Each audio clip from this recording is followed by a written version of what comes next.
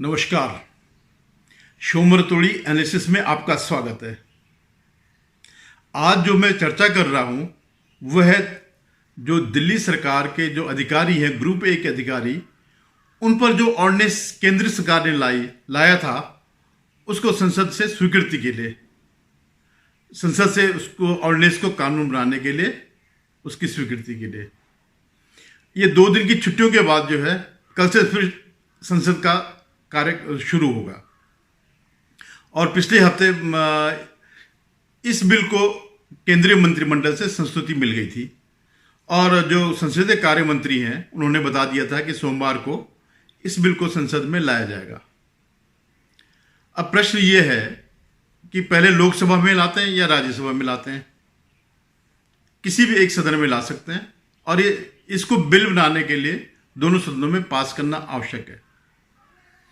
आप तो जानते होंगे इसका इतिहास क्या है।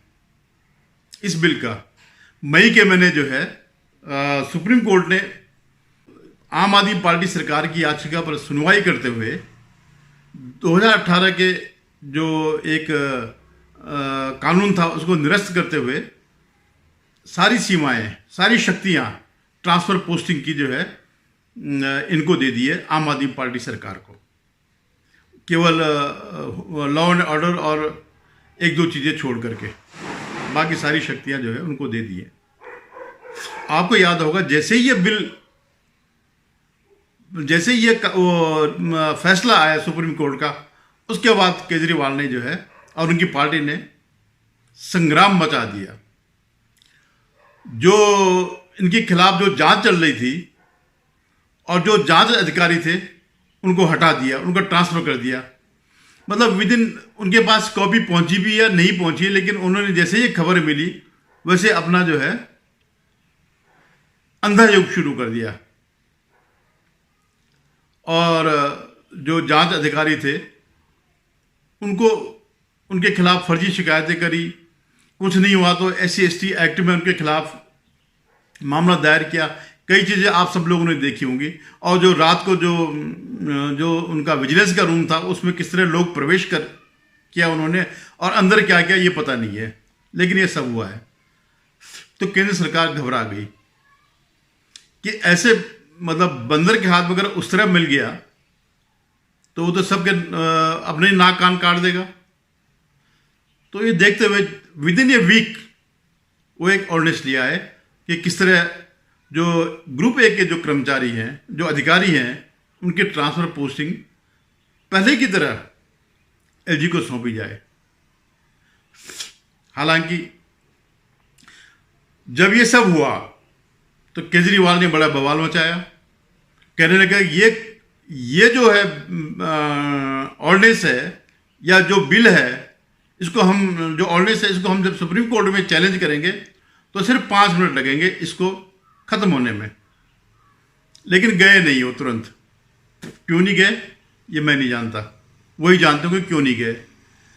लेकिन इसके बहाने उन्होंने पूरा एक पॉलिटिकल जो है बवंडर मचा दिया। हर पार्टी को, जो विपक्ष की सारी पार्टियां हैं, उन सबके पास गए इसमें समर्थन लाने के लिए कि ये इसको संसद में फेल करना है। ये तो वो भी जानते हैं और विपक्ष भी जानता है कि लोकसभा में किसी भी हालत में ये फेल नहीं हो सकता है, क्योंकि वहाँ पर एब्सोल्यूट मेजोरिटी ही नहीं बल्कि पूरी मतलब बहुत बड़ी मेजोरिटी है NDA की। अकेले BJP की 303 की है और 340 की करीबन पूरे NDA की मिला करके है, जब उनके जाने के बाद, उद्धव ठाकरे और नीतीश कुमार के जाने के बाद। तो इस बहाने उन्होंने पूरा एक सर्कस शुरू कर दिया और वे हर उस आदमी के पास गए, हर उस नेता के पास गए जिसको इससे पहले उन्होंने गालियां दी थी। ये चोर हैं, उचक्के हैं, इनकी लिस्ट है मेरे पास, ये है वो है करके, ये भ्रष्ट हैं। राहुल गांधी को कितनी बार नहीं कहा होगा कि मुझे क्या जरूरत है कांग्रेस को खत्म करने की, क्या राहुल गांधी कम नहीं है। खैर ये तो सब हुआ। अब जब इसमें फैसला जब आया तो सुप्रीम कोर्ट ने क्या 2 बातें कही कि दिल्ली के लिए कानून बनाने के लिए संसद की शक्ति की सीमाएं क्या है। तो संसद के पास तो सारी सीमाएं हैं और दिल्ली कोई फुल फ्लेज राज्य तो है नहीं। ये तो एक टेम्पररी राज्य है जो पहले एमसीडी हुआ करता था, उसको राज्य का दर्जा दे दिया गया था। और मेरा ख्याल है कि अनावश्यक दिया, जिसको केजरीवाल ने साबित कर दिया। और मुझे ये लगता है कि अल्टीमेटली जैसे सुप्रीम कोर्ट का रवैया है या जैसे केजरीवाल की पार्टी का रवैया है, आम आदमी पार्टी का रवैया है, ये राज्य का दर्जा खो जाएगी अगर इसी तरह ये टकराव चलता रहा। और पुरानी तरह जो है, पुरानी स्थिति में पुनर्मुस्को भव वाली स्थिति आ जाएगी, फिर जो है ये एमसीडी बन जाएगी। तो सुप्रीम कोर्ट ने कहा कि क्या संसद बना सकती है? भाई संसद किस लिए है, क्यों नहीं बना सकती है? और ये कि दूसरा क्या कहा उन्होंने कि प्रशासनिक सेवाओं पर नियंत्रण वापस का कानून बनाकर दिल्ली राज्य के लिए शासन के संवैधानिक सिद्धांतों को निरस्त कर सकते हैं। तो पहली बात तो है कि जो संवैधानिक इनको दिया तो किसने दिया? दिल्ली को जो भी अधिकार दिए तो केंद्र ने तो दिए, कोई अलग से तो कोई जब भारत का विभाजन हुआ था तो ब्रिटेन का राजा तो दे करके नहीं गया, तो वो भी संसद ने दिया। लेकिन क्योंकि मोदी ने ये काम किया है, मोदी सरकार ने ये काम किया है, तो उसका उल्टा करना जरूरी है सुप्रीम कोर्ट के लिए, क्योंकि उनको साबित करना है कि हम बहुत विद्वान हैं, क्या वो हम कॉलेजियम से हैं। तो इस ढंग से तो फिर ये केजरीवाल एंड पार्टी जो है सुप्रीम कोर्ट में फिर गई, ये सब राजनीतिक हलचल मचाने के बाद, कि तुरंत जब देखा कि जब उनको लगा कि ये बिल पास होने की बहुत बड़ी संभावना है, क्योंकि राज्यसभा में भी विपक्ष का इतना बहुमत नहीं है। विपक्ष मानी वो ग्रुप जो टुकड़े टुकड़े आज INDI है, टुकड़े I.N.D.I.A. तो ये जो टुकड़े टुकड़े INDI है, इंडिया का जो टुकड़े टुकड़े है, उसके पास इतना बहुमत नहीं है कि इसको राज्यसभा में टर्न डाउन कर सके। और अभी तो जो आंध्र प्रदेश के चीफ मिनिस्टर हैं, उन्होंने तो खुलेआम कह दिया, उन्होंने समर्थन दे दिया इस बिल के पक्ष में। तो अब तो अगर 1% संभावना भी थी, वो भी खत्म हो गई। लेकिन केजरीवाल ने इस मौके को बड़ा भुनाया, क्योंकि एक तरफ एकता की बातें चल रही थी, विपक्ष में एकता की बातें चल रही थी, और केजरीवाल की पहली शर्त यह थी कि कांग्रेस इस पर अपना रुख स्पष्ट करे। क्यों? क्योंकि कांग्रेस की 2 इकाइयां, दिल्ली की इकाई और पंजाब की इकाई जो है, इसके खिलाफ थी। उनको पता है कि जो कुछ बचा खुचा हमारा प्रभाव अभी इन 2 राज्यों में है, वो पूर्णतया खत्म हो जाएगा अगर हम केजरीवाल के साथ खड़े दिखाई दिए। लेकिन क्योंकि 10 साल होने को जा रहे हैं कांग्रेस को सत्ता से बाहर, तो एक धुंधली सी उनको जो है लौ नजर आई कि क्या पता हम सब मिल करके इस बार 2024 में मोदी जी को हटा दें और इनका आगे का शासन समाप्त कर दें। फिर हमारे जितने भी भ्रष्टाचार के केसेस हैं, उन सबको हम रफा दफा कर देंगे और जो भी ये कर सकते हैं। तो लेकिन केजरीवाल ने पहली बात यही कही, तो अंततः जो है सोनिया गांधी को झुकना पड़ा और उन्होंने कहा ठीक है, अपनी यूनिट्स की बात नहीं मानी और उनकी बात मानने की, ठीक है हम जो है समर्थन करेंगे। लेकिन उन्होंने कहा कि नहीं, आप सार्वजनिक रूप से समर्थन करो। तो बंगलौर जो इनका वो था, मिलन केंद्र था, जितने भी ये भ्रष्टाचार से जुड़े हुए लोग हैं या जो हिंदू फोबिक है, मैं हिंदू फोबिक इसलिए कह रहा हूं कि आप कोई भी सरकार उठा दीजिएगा विपक्ष की, कोई भी जो इस गठबंधन में शामिल है, वो हिंदुओं के बिल्कुल डेड अगेंस्ट है। जहां पर भी हो, जहां इनकी सरकार हो, वहीं हिंदुओं पर अत्याचार हो रहा। अभी आपने उडुपी में देखा होगा कि मुस्लिम लड़कियों ने बाथरूम में नहाती हुई हिंदू लड़कियों का जो है फिल्म बनाई मोबाइल कैमरे से, जो है मोबाइल से। या राजस्थान में देखिए, अधिकतर जो दूसरा पक्ष है, जो इनका कोर वोटर है, वो हिंदू लड़कियों के साथ अनाचार करता है। या केरल में देखिए, केरल में तो ऐसा लग ही नहीं रहा कि यहाँ हिंदुओं के रहने की जरूरत भी है। अभी एक वीडियो भी सामने आया था जो इनका इंडियन यूनियन मुस्लिम लीग या किसी उसका है, जिसको ये दे रहे थे क्लीन चिट दे रहे कि सबसे सेकुलर है पार्टी है, तो हिंदुओं के खिलाफ या दूसरा कोई इन्हीं के गठबंधन का वो है कि हिंदुओं को मारो, इनको मंदिर के सामने मारो और इनको टांगो और तुम रामायण नहीं पढ़ सकते हो, इस ढंग से जो है। तो ये गठबंधन, मैं इसलिए इनको कहता हूँ, ये इनके 3 कोर वो है इशू। पहले तो भ्रष्टाचार, दूसरा परिवारवाद और तीसरा है जो है हिंदू विरोध। तो ये सब लोग मिलकर के इस गठबंधन में शामिल हुए।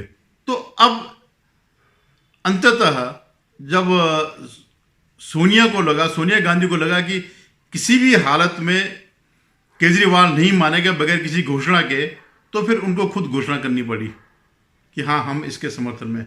हालांकि यह भी एक जो है टैक्टिस है। कांग्रेस को भी पता है कि यह बिल पास हो जाएगा, विपक्ष कितना ही जोर लगाए लेकिन इस बिल को रोकना असंभव है, क्योंकि राज्यसभा में जो समीकरण है वो जो है इसको फेल होने से रोक देगी। ये निश्चित रूप से पास होगा। अब कल शायद लोकसभा में हो, इसके बाद 1-2 दिन बाद राज्यसभा में आ जाए। और राज्यसभा के मेंबर कौन है? शरद पवार जी। शरद पवार जी एक समारोह में हैं, जिस समारोह उसकी अध्यक्षता कर रहे हैं, एक समारोह की अध्यक्षता करेंगे जिसमें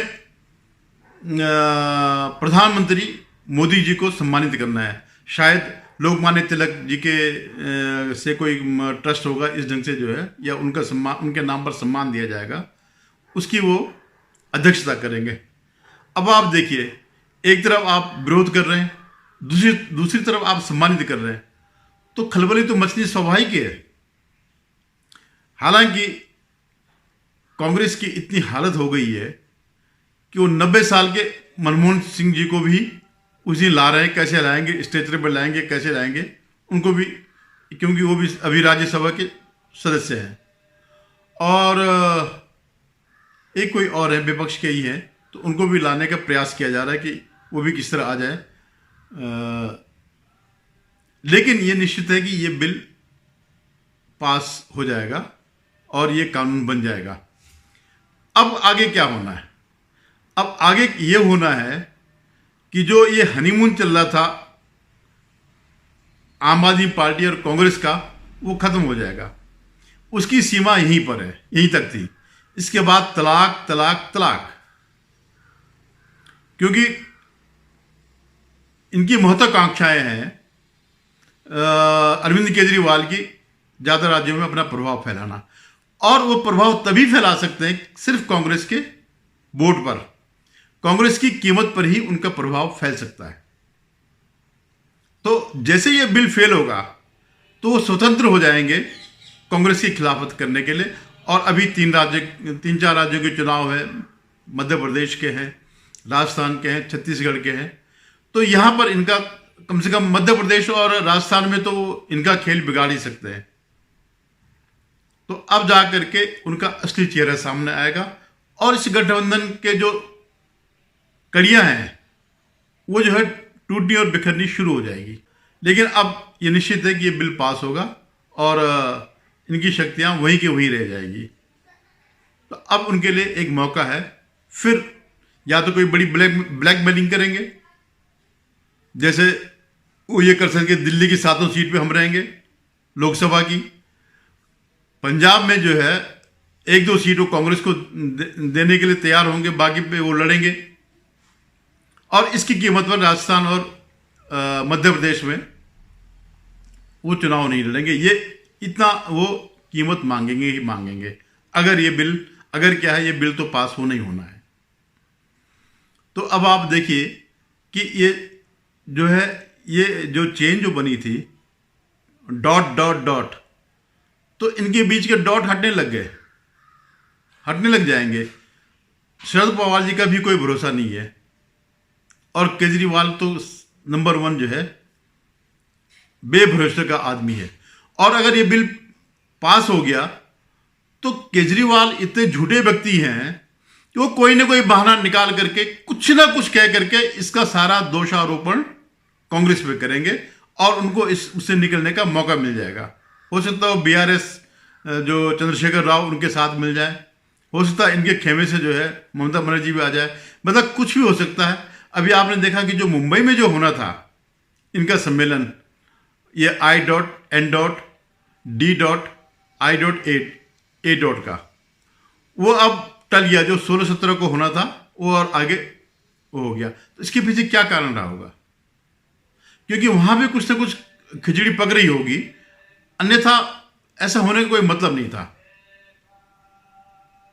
तो अब आप देखते रहिएगा, केजरीवाल जी का ड्रामा देखते रहिएगा और बाद में जो 5 जो सदस्यों की जो संविधान बेंच बैठी हुई है वो क्या फैसला देती है।